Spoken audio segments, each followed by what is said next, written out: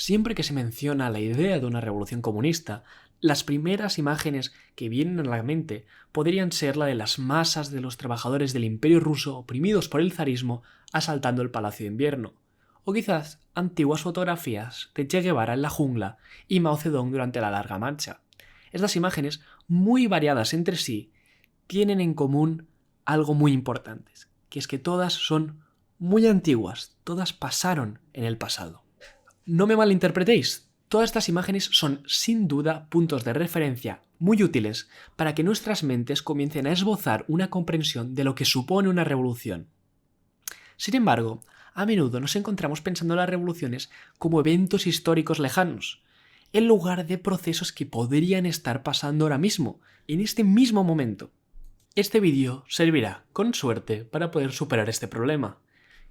Y lo haremos analizando y viendo la historia, desarrollo y estado actual de la revolución más avanzada del mundo, una revolución comunista, la Revolución Democrática Nacional de Filipinas. Esta revolución que involucra a cientos de miles de revolucionarios profesionales, rodeados de una base de apoyo de millones de personas, que están luchando para cambiar la sociedad filipina de una manera verdaderamente radical, rompiendo con las cadenas del imperialismo, el semifeudalismo y el capitalismo, y allanando el camino para una futura sociedad comunista en Filipinas. Hoy vamos a echar un vistazo a la historia de esta gran revolución, su teoría y su práctica. En 1968, una poderosa tormenta barrió Filipinas, afectando cada una de sus islas. El pueblo quedó destrozado. Y el Partido Comunista del país, Partido Comunista de Filipinas, que ya había sido fundado en 1930 por Cristiano Evangelista, no fue capaz de afrontar la tarea de organizar al pueblo para recuperarse. Esto inició el proceso de reconstitución del Partido Comunista de Filipinas. Tenemos que tener en cuenta que Filipinas tiene una larga historia de revolución, tanto bajo el colonialismo español como el neocolonialismo estadounidense, iniciada por el movimiento de Andrés Bonifaccio, quien es honorado por la actual Revolución Democrática Nacional como el padre fundador del antiimperialismo filipino. La tradición revolucionaria de Bonifaccio fue revitalizada por la nueva dirigencia del Partido Comunista de Filipinas. Este evento fue conocido como el primer gran movimiento de rectificación. El movimiento de rectificación, que concluiría con la reconstitución del Partido Comunista, fue liderado por figuras como José María Sison, uno de los fundadores de la organización juvenil Kabataan Macbayan, que era el antiguo brazo juvenil del partido. Adelanto que pronunciaciones así se irán repitiendo constantemente. José María Sison rompió con la antigua dirección del partido encabezada por Jesús Lava, la cual había optado por abandonar la lucha previamente librada por el Hukbalafaj, que era la fuerza guerrillera comunista que había combatido la ocupación japonesa durante la Segunda Guerra Mundial, y que prácticamente estaba disolviendo el partido como organización revolucionaria. Muchos veteranos de la Segunda Guerra Mundial desempeñarían papeles clave en la reconstitución del Partido Comunista y el inicio de la Revolución Democrática Nacional que pronto seguiría.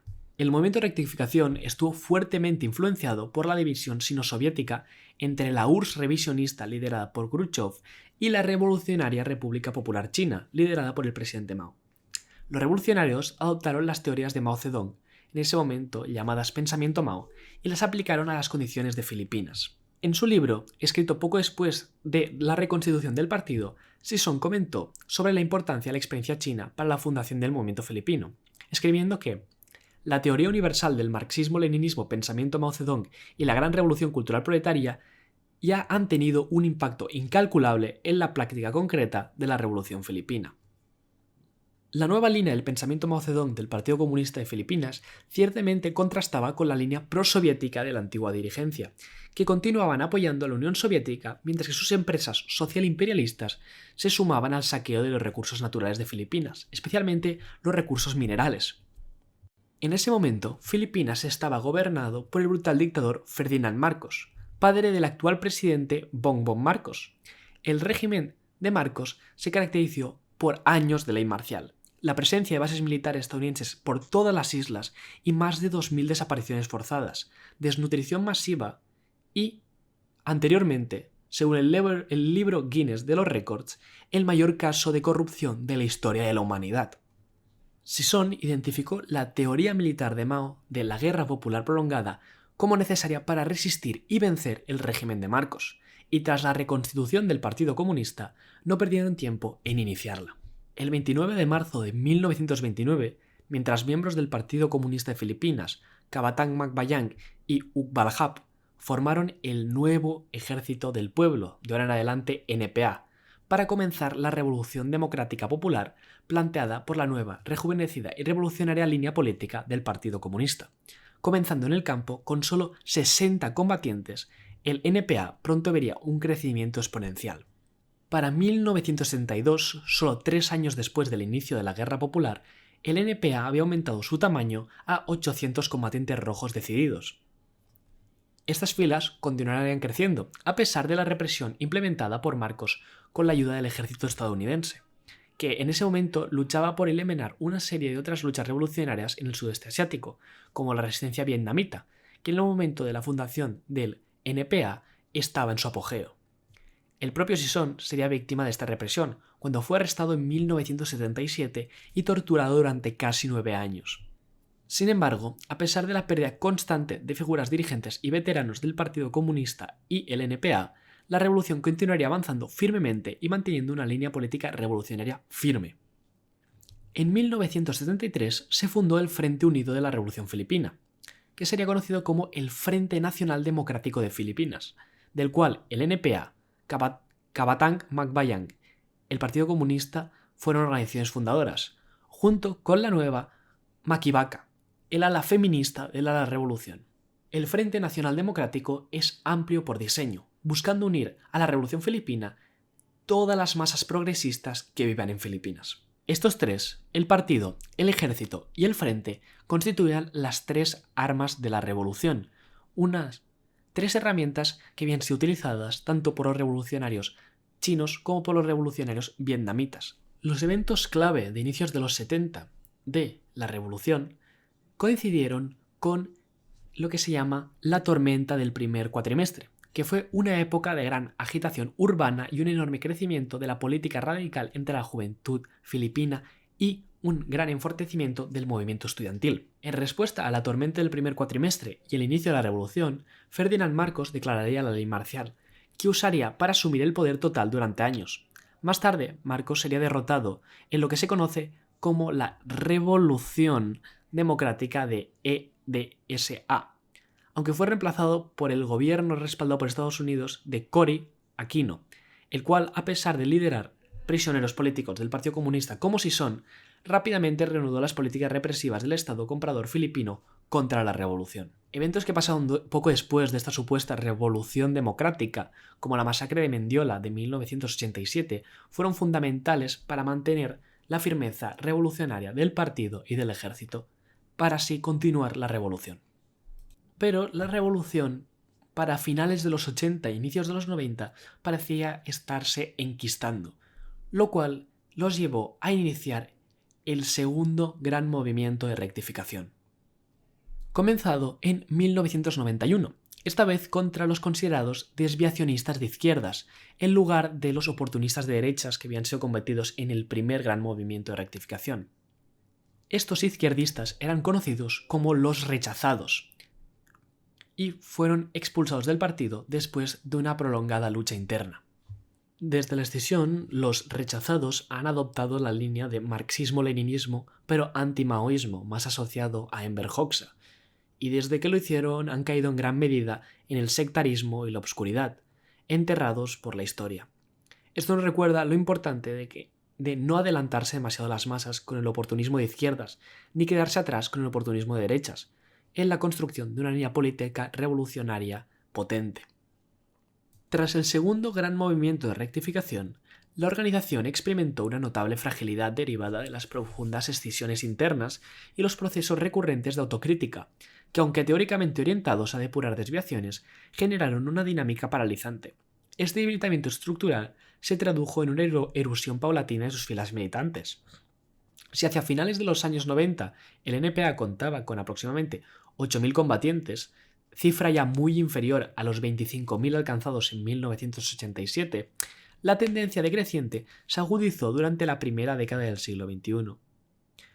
Factores externos, como la derrota de la Revolución peruana iniciada en 1982 y la capitulación de la Revolución nepalí de 2006, operaron como detonantes de un clima de desmoralización colectiva, catalizando el descenso hasta el mínimo histórico de 5.700 miembros en el NPA en 2008. La crisis financiera global de ese mismo año, cuyos efectos se intensificaron en Filipinas por sus condiciones neocoloniales bajo hegemonía estadounidense, constituyó, sin embargo, un punto de inflexión para el movimiento. El deterioro abrupto de las condiciones de vida, agravado por desastres naturales de los próximos años, reconfiguró el terreno de lucha. El Partido Comunista de Filipinas supo reinterpretar las contradicciones sociales, articulando un programa de reclutamiento masivo mediante sus frentes de masas y el Frente Unido. Esta estrategia, centrada en vincular reivindicaciones inmediatas como acceso a la tierra o salarios dignos con la perspectiva revolucionaria, permitió una recuperación orgánica sostenida. Esto inició una década de regeneración de filas, en la que el NPA recuperó sus números de los 80 y en 2019 consiguió recuperar 25.000 guerrilleros. Esto se acompañó de una expansión cuantitativa de influencia política, evidenciada en la coordinación de huelgas obreras, ocupaciones campesinas y movilizaciones estudiantiles. Este resurgimiento formalizó la tesis formulada en la conferencia del 53 aniversario del Partido Comunista, que consistía en empezar a plantear el salto al equilibrio estratégico, definido por Armando Luiga, el portavoz del Partido Comunista, como la paridad en la guerra revolucionaria contra las Fuerzas Armadas Reaccionarias, fase previa a la ofensiva final. No obstante, la propia dinámica de desarrollo desigual generó contradicciones internas. Proyectos de base como las cooperativas agrarias, inicialmente concebidas como embriones de poder popular bajo la protección del NPA, mostraron tendencias hacia la cooptación burguesa. Sectores que habían combatido el feudalismo comenzaban ahora a reproducir lógicas mercantiles, priorizando la estabilidad local sobre la estrategia revolucionaria nacional. Este fenómeno acabó motivando para 2024 el tercer movimiento de rectificación, orientado a rearticular toda la organización para así prepararla para el salto al equilibrio estratégico. Y esto nos lleva a la actualidad. La actual configuración del movimiento comunista de Filipinas lo sitúa como el proyecto revolucionario más grande del mundo, proporcionalmente, claro está, tanto en penetración social como en capacidad militar, ya que cuenta con una estructura partidaria de 150.000 militantes que interviene en todos los estratos de la sociedad filipina, desde las ocupaciones de tierras campesinas hasta las asambleas estudiantiles, desde las huelgas obreras hasta la resistencia ecológica, y un ejército que supera los 110 frentes guerrilleros, además de fuerzas auxiliares de decenas de miles de miembros de milicias populares y cientos de miles de integrantes de unidades de autodefensa, de organizaciones revolucionarias, de frentes de masas, todas ellas organizadas y coordinadas en el Frente Unido. Como se mencionó anteriormente, la Revolución Democrática Popular, a través de organizaciones como el Frente Nacional Democrático, apunta a unir una base amplia del pueblo filipino bajo lo que llama democracia nacional. La democracia nacional, en resumen, es el programa de la Revolución Filipina, que une a todas las clases y capas hostiles al semifeudalismo y al imperialismo bajo la dirección del proletariado, para construir la nueva democracia, similar al programa de la Revolución China de 1949. La Revolución Democrática Nacional sienta las bases para desarrollar el socialismo al eliminar el semifeudalismo y el capitalismo burocrático, y plantea avanzar hacia el comunismo mediante sucesivas revoluciones culturales. Hoy en día, el programa de la democracia nacional se expone mediante un programa de 12 puntos. El programa de los 12 puntos del Frente Democrático Nacional de Filipinas dice lo siguiente. Punto número 1. Unir al pueblo para derrotar el sistema semicolonial y semifeudal mediante una guerra popular y para completar la Revolución Democrática Nacional. Punto número 2. Establecer una República Democrática Popular y un gobierno de coalición democrática. Punto número 3. Construir el ejército del pueblo y un sistema de autodefensa popular. Punto número 4. Defender y promover los derechos democráticos del pueblo. Punto número 5. terminar todas las relaciones desiguales con Estados Unidos y otras entidades extranjeras. Esto incluiría otros países imperialistas como la actual China. Punto número 6. Implementar una verdadera reforma agraria, promover la cooperación agrícola, aumentar la producción y el empleo rural mediante la modernización de la agricultura y la industrialización rural, y garantizar la sostenibilidad agrícola. Número 7. Romper la dominación de Estados Unidos, grandes compradores terratenientes, sobre la economía. Llevar a cabo una industrialización nacional y construir una economía independiente y autosuficiente. Punto número 8. Adoptar una política social, integral y progresiva. Punto número 9. Promover una cultura nacional y popular progresiva.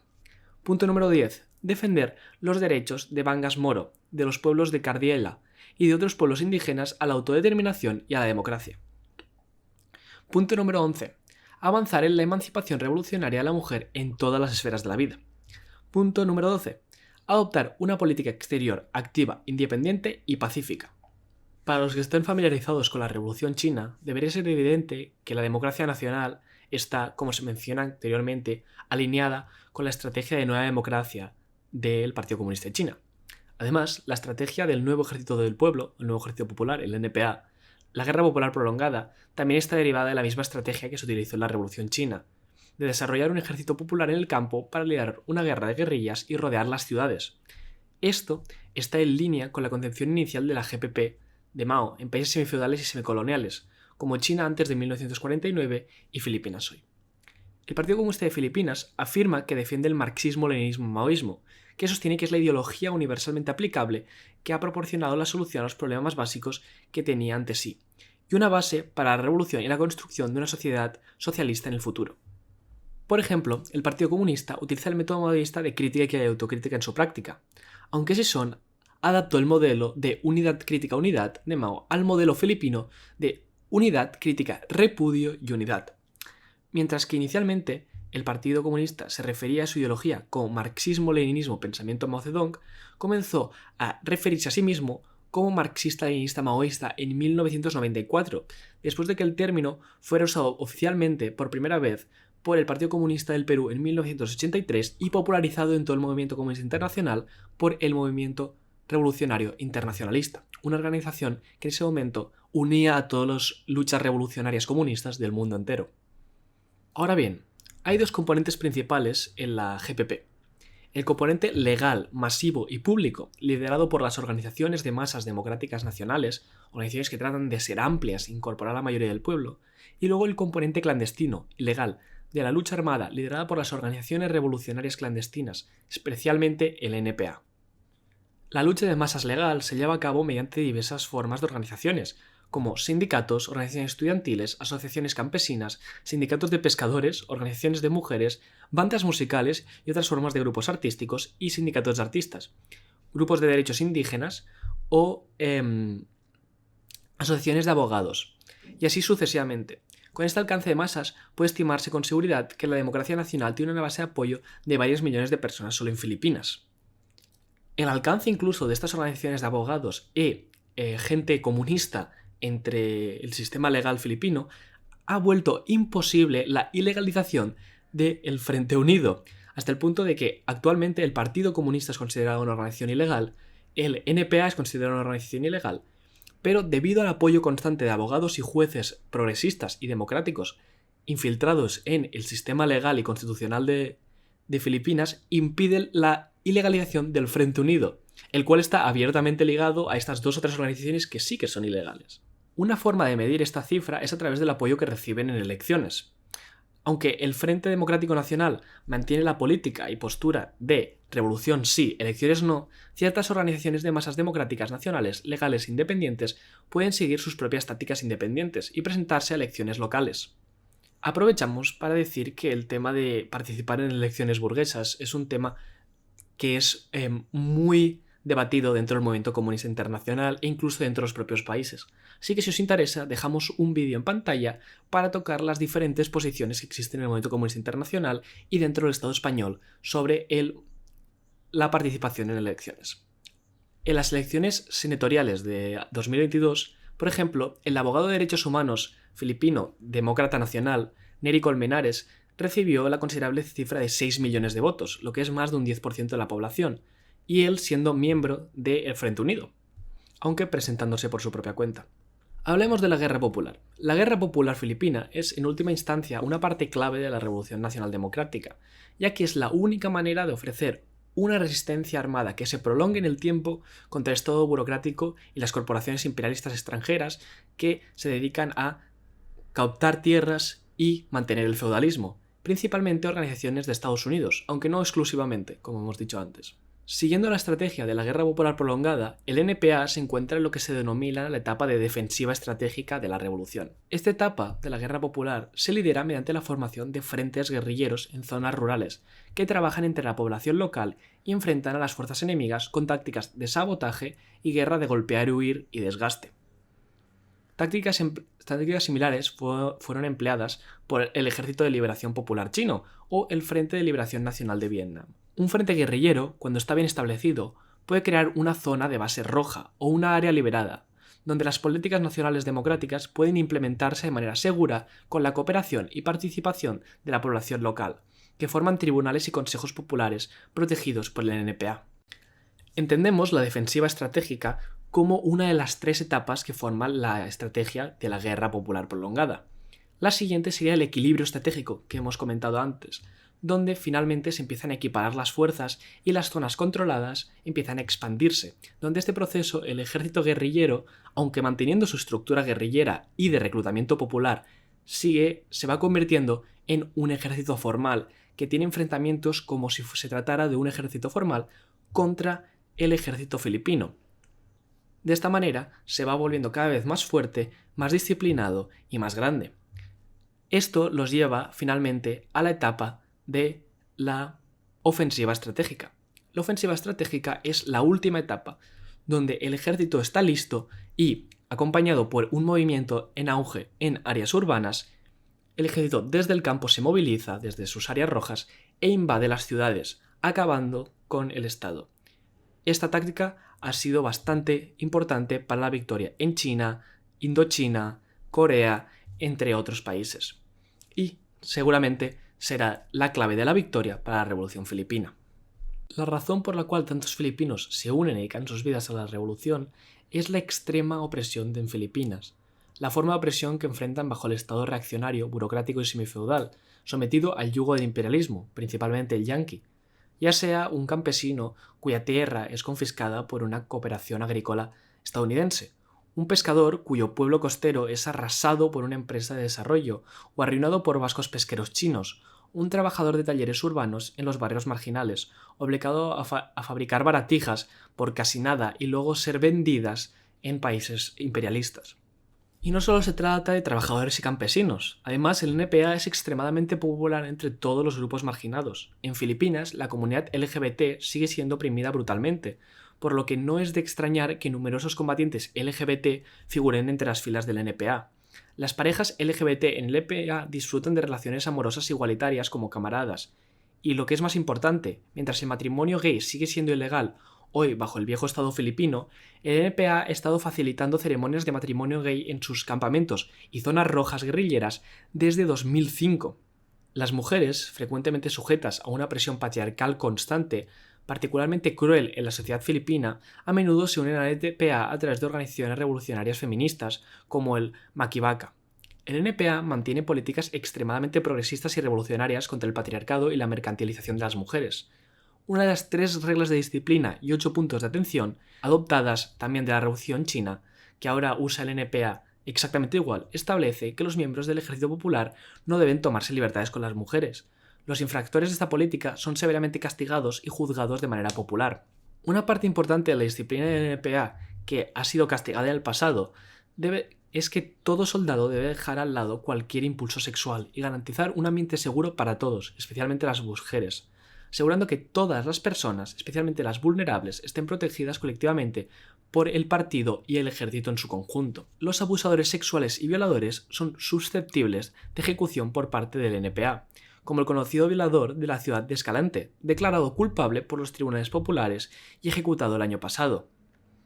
Sobre la política del NPA en relaciones para combatientes LGBT y mujeres, un miembro del NPA de la comunidad LGBT, K. Oliver, lo expresó así: en cuanto a las relaciones, mi generación también se inculca la idea de que el orgullo significa poder tener encuentros sexuales anárquicos con múltiples parejas, sin remordimiento por las consecuencias. Dentro del movimiento, la política del Partido Comunista sobre el cortejo y el matrimonio busca garantizar que las mujeres y las minorías sexuales estén protegidas contra la violencia, el acoso y el oportunismo sexual.